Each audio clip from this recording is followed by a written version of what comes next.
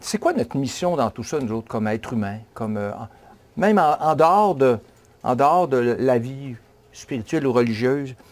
On a une mission. Comment, Madou? D'abnégation, une mission de s'ouvrir aux autres. Oui, OK, c'est ça, dans ce sens-là, abnégation. Parce que le mot abnégation, ça me paraissait un peu négatif, à être fermé par rapport à soi-même ou se nier, mais c'est l'objectif, c'est ça, c'est de s'ouvrir aux autres et de s'ouvrir aux autres. D'accomplir la vision de Dieu. Oui, puis ça serait quoi la vision de Dieu, là? Toi, t'es chrétien, là, on le sait. Que toutes sa création soit bien complétée. Exactement, de sa création soit complétée. Et c'est ça, fondamentalement, le mystère de la création. C'est quoi les premières paroles de la Bible? Qu'est-ce que dans la Bible, la Genèse nous dit par rapport à la création ou notre mission? Vous rappelez-vous? Daniel, allez, multipliez-vous, remplissez la terre et soumettez-la. Soumettez-la. Soumettre. Mettre sous notre gouverne. Mettre sous notre gouverne. Aujourd'hui, on veut dominer la terre, mais non pas en la mettant sous notre gouverne, parce que souvent on a perdu le gouvernail. Donc on ne la dirige pas, on a perdu le contrôle. Parce qu'on a perdu le contrôle de soi, il faut d'abord, pour faire la création, il faut être maître de soi. Il faut se maîtriser. Donc, toute cette expérience-là qu'on a à vivre dans la vie, c'est cette expérience-là de j'ai à me maîtriser, j'ai à être maître de moi, et parce que quand je serai maître de moi, je pourrai m'impliquer dans la création, dans l'amélioration, dans la soumission de la terre, l'exploitation des richesses, etc., sans abus, sans gaspille, en renouvelant, etc. Puis, j'aurais 50 000 exemples à vous donner. C'est une image, bien entendu, 50 000, ça commence à faire beaucoup, hein? Mais souvent, là, c'est pourquoi n'y a-t-on pas pensé? Pourquoi n'y a-t-on pas pensé? Hey, il y en a des solutions. Pourquoi n'y a-t-on pas pensé? Bien, c'est ça notre rôle. Et là, notre rôle, nous autres, là, comme gens incarnés, là, c'est important. C'est important de vivre, d'abord de se faire confiance, puis de cesser d'avoir de la crainte. Cesser d'avoir de la crainte, puis d'être en équilibre.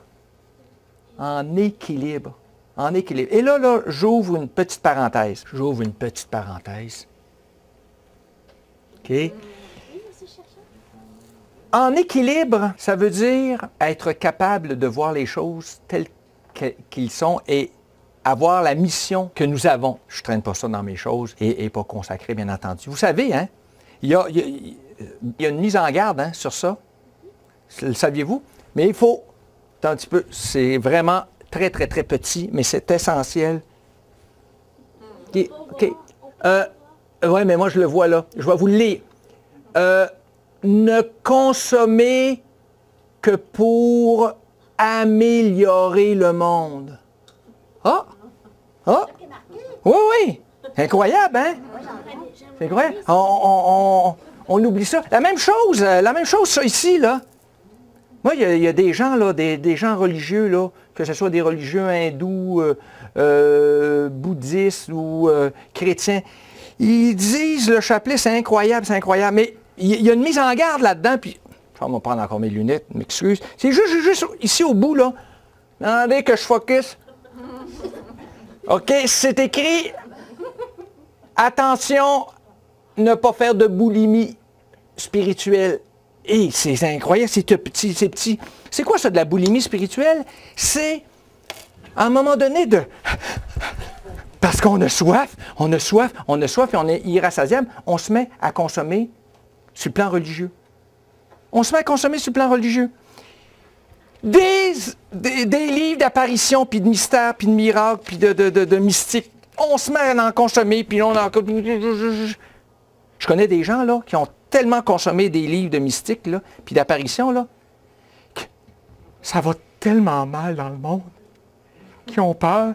Puis là, quand tu as peur, qu'est-ce que tu fais?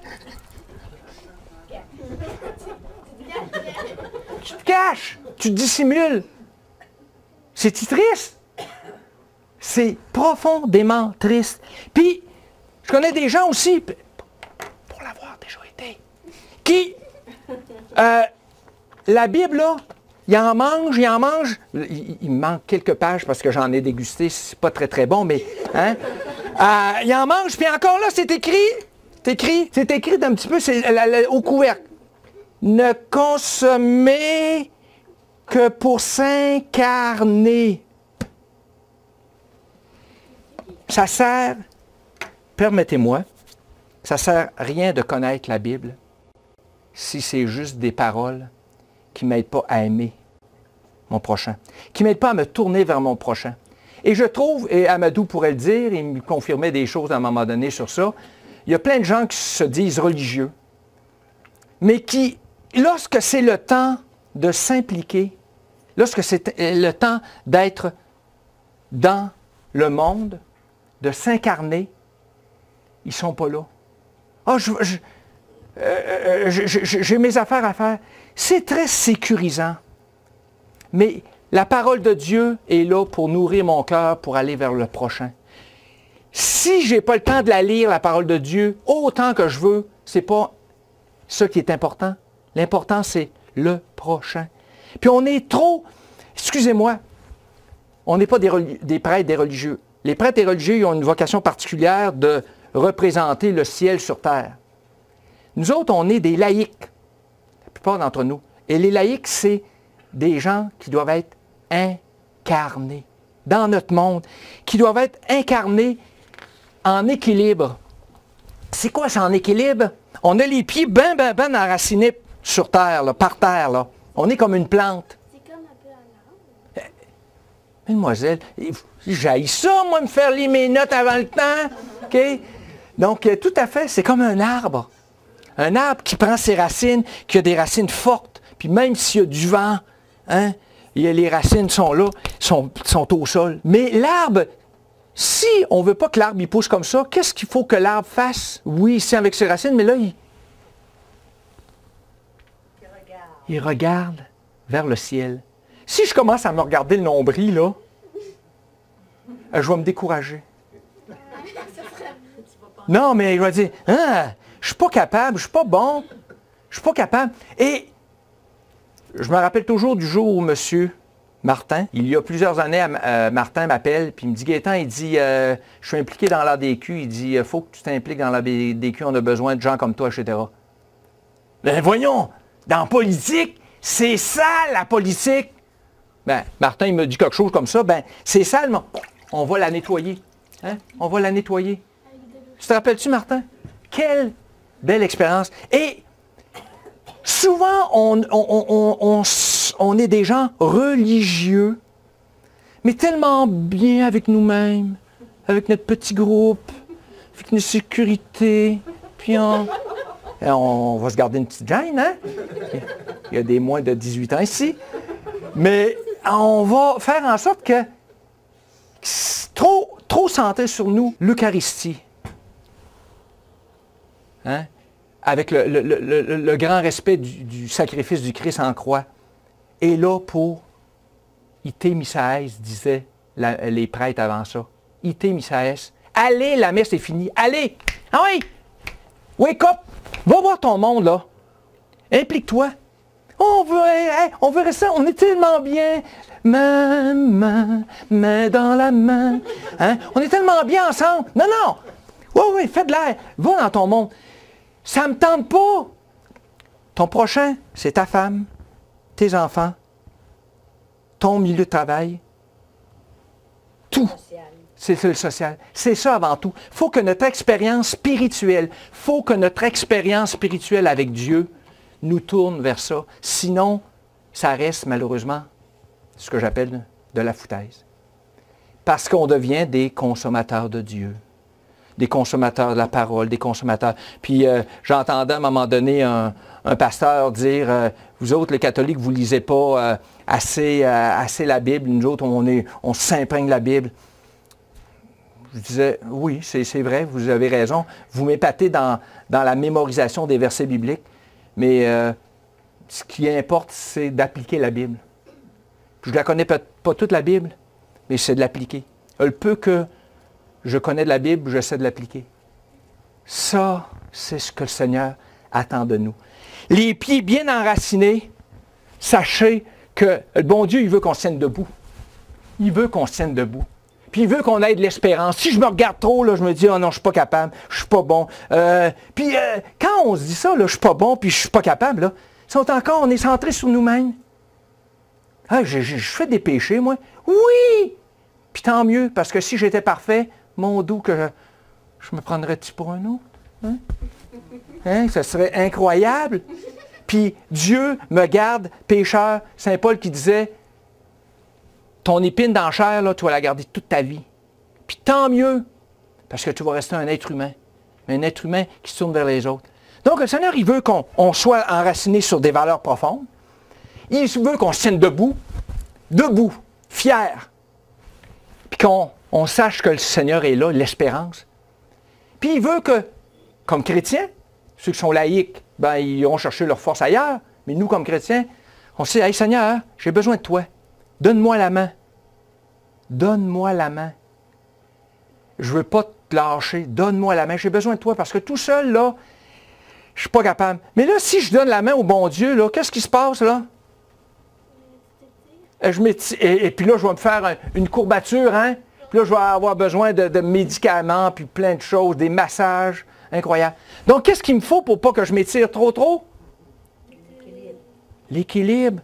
Je vais avoir besoin de me tourner vers les autres, puis dire, hey, je me tourne vers les autres. Puis, comme jeune, là, toi, tu es étudiante, OK? Comme jeune, tourner vers les autres, tu as du talent, tu es une fille éveillée, tu es une jeune fille pleine de richesse dans tes yeux, là, il y a des lumières extraordinaires. Bien, ce que le bon Dieu te veut, c'est pas que tu passes tes journées à prier, mais que tu saches, toi, que le Seigneur a mis en toi des forces extraordinaires, puis avec lui, une team, on va aller vers les autres. Puis là, tu vas vers les autres pour les aider. Hey, tu as l'air d'avoir des problèmes avec tes mathématiques ou ton français, tout ça, veux-tu que j'aille t'aider? Tu vois quelqu'un tout seul, d'aller vers les autres. Et un petit mot pour les gens qui cherchent beaucoup dans les connaissances, l'ésotérisme, tout ça. C'est souvent des gens, on appelle ça le complexe de Prométhée. Vous connaissez Prométhée, là? La légende grecque là, où Prométhée a descendu le feu du ciel. Là. Ça, c'est le complexe d'Oedipe de la vie intellectuelle. Là, je n'ai pas le temps de vous en parler. Ça fera partie d'une autre conférence. Mais je l'explique très, très bien dans mon roman. Dans ce sens que le complexe de Prométhée, c'est des gens qui sont suffisants, mais ils n'ont pas les pieds vraiment enracinés sur terre. Ils ne sont pas accrochés à des valeurs solides, puis avec l'être humain. Puis c'est en faisant ça, en étant comme ça, là, qu'est-ce que je suis en train de réaliser en faisant ça? Là? Je deviens un autre Christ. Et la rédemption là, du monde, là, quand Christ il dit qu'il est venu sauver le monde, là, il ne veut pas dire, hey, moi, il y a 2000 ans, je suis venu sauver le monde, puis là, il y a des gens qui disent, hey, ça va encore mal. Qu'est-ce que le Seigneur est en train de nous dire? Il est en train de nous dire, ça va encore mal parce que je n'ai pas assez de chrétiens. Il y a trop de crétins, excusez-moi l'expression. Puis il n'y a pas assez de chrétiens qui s'impliquent pour faire améliorer notre monde. Parce que c'est nous qui pouvons améliorer le monde. Dieu se sert de nos yeux, Dieu se sert de nos oreilles, Dieu se sert de notre bouche, Dieu se sert de nos mains pour améliorer notre monde. Point final. Le mystère de la foi chrétienne va à ce niveau-là. Création du monde, s'incarner, puis devenir d'autres Christ. En ayant les pieds enracinés, en étant branché, en sachant que Dieu a mis des talents, du potentiel en moi, en étant décentré de moi-même, parce que oulala, je me décourage facilement, puis en sachant que Dieu est là, puis que je dois aller vers le prochain. C'est ça, l'incarnation. C'est ça, la foi. C'est ça, notre mystère. Et n'est-ce pas, j'avais écrit un petit mot, n'est-ce pas incredible? Hein? N'est-ce pas incroyable? Non, mais c'est beau. C'est beau que notre foi soit comme ça. Si je dois vivre au cœur de la détresse, tu me maintiendras en vie. Malgré la colère de mes ennemis, tu avanceras la main. Ta main droite me sauvera. Ça, c'est un véritable chrétien. Ça ne me tente pas On s'en fout. Ça ne me tente pas de m'impliquer dans la politique, c'est sale. Ça ne me tente pas de m'impliquer dans le syndicat. Oh, ils sont tous des gauchistes, puis ils sont tous des anarchistes. Puis...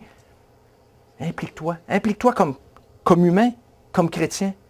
Implique-toi dans ton milieu. Et des fois, tu dis, ouais, mais je ne saurais pas quoi leur dire. Puis s'ils me disent, toi, tu crois-tu en Dieu? Oui, je crois.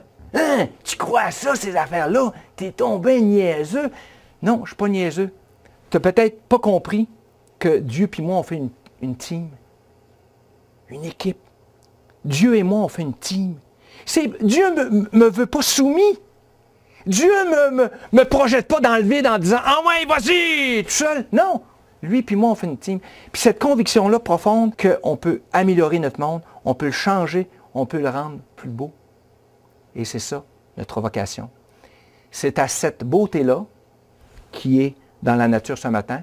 C'est à cette beauté-là que je reconnais dans votre cœur. C'est à cette beauté-là du message de la Bible que nous sommes invités à goûter, à vivre. J'espère que vous avez apprécié, j'espère que vous avez découvert des choses. Merci beaucoup d'avoir été présent. Au plaisir. Salut. Tu commences à vivre le jour où tu deviens charitable. Merci. Je suis surpris quand j'ai lu, c'était à la radio, il dit, ça vaut qu'est-ce qu'Einstein a dit. Tu commences à vivre le jour où tu deviens charitable. Exactement. Et mon ami Amadou, qui vient d'un pays relativement pauvre, en Afrique, c'est un des continents les plus riches du monde. Pourquoi il y a de la pauvreté? Parce qu'il y a manque de charité, parce qu'il y a un manque d'ouverture, parce qu'il y a des abus, puis il n'y a pas assez de dons. Et je comprendrai le monde va s'améliorer lorsqu'il va y avoir un donnant-prenant, lorsqu'il va y avoir un équilibre. Cet équilibre-là dont je vous parlais tantôt, hein, oui, je prends, la terre est extraordinaire, j'ai le droit de prendre, j'ai le droit de consommer, j'ai le droit d'avoir du plaisir, j'ai le droit, mais en redonnant, en ayant un équilibre. Monsieur Luc, vous aviez une question? Je vais te répondre ce que Padre Pio a répondu à un athée qui disait que Dieu n'existait pas et qui est un athée très, très impliqué dans la société. Il a dit, tu ne crois pas en Dieu, Dieu croit en toi. En d'autres mots, qu'est-ce qu'il a dit à l'athée? Il dit, ce que tu fais là, de beau là, envers le prochain, là, c'est ça qui compte. Aime ton prochain. Ce que tu fais là, on ne s'entend peut-être pas. Retourner. Vouloir avoir raison, des fois, c'est pas une bonne attitude. C'est une attitude de fermeture. Même si on sait qu'on a raison. Et ça se peut qu'il y a des gens qui sont très, très, très brillants. J'imagine Thomas d'Aquin qui avait raison. Thomas d'Aquin qui avait raison, puis quand il a fait sa somme théologique de 6-7 volumes, à un moment donné, il a vu le ciel. Et il voulait jeter ces 6-7 volumes, sa somme théologique, il voulait la jeter, il voulait la brûler. Et les moines ont dit, pourquoi tu veux faire ça? Il dit, ce que j'ai écrit, c'est pas faux, mais c'est tellement autre. Donc, lui avait raison, là, quand il a écrit la somme théologique, il avait raison. Là. Puis c'est encore aujourd'hui, les grands philosophes, les grands théologiens étudient la somme théologique et disent « Wow! » Mais quand il a vu le tout autre, il s'est rendu compte que sa vision était de l'ombre par rapport à la lumière. Bon. Est-ce qu'on peut consommer, donc acheter la maison, les vêtements, oui, la mode, et être rempli de Dieu? Tout à fait! Tout à fait. Dieu, il n'est pas contre le beau. Et il nous a donné des yeux, il nous a donné du goût. Il a mis des goûts dans les légumes, dans les fruits. Pourquoi? Pour qu'on les déguste. Puis il ne veut pas qu'on soit des ascètes là, stupides en disant on va manger mon légume comme les lapins. Là. Non, non, il veut qu'on déguste. Mais justement, des fois, on consomme tellement qu'on n'a plus le goût. Il y a une pensée qui disait apprends à désirer ce que tu as déjà. Apprends à redésirer ce que tu as déjà. Puis dans la vie de couple, c'est un peu ça, là. Tu apprends à désirer ce que... ouais, il n'est plus autant désirable ou il n'est plus autant désirable. Mais apprends quand même à redésirer. Un plaisir. Merci. Merci beaucoup d'avoir été là. Merci.